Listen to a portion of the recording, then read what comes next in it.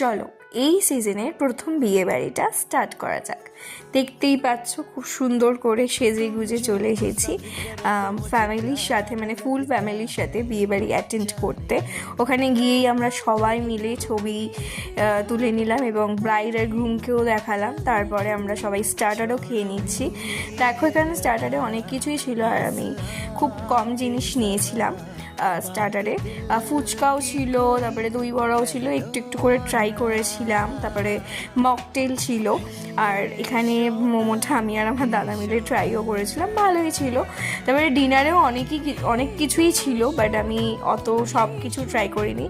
Directly চলে গিয়েছিলাম একদম স্যালাডটা অ্যাটেন্ড করে, বিরিয়ানি আর চিকেন চাপ। আর তারপরে আমি আর আমার দিদি মিলে আইসক্রিমও খেয়ে নিচ্ছি, বাট আইসক্রিমটা আমি পুরোটা খাইনি, আমার ঠাকুমাকে দিয়ে দিয়েছিলাম।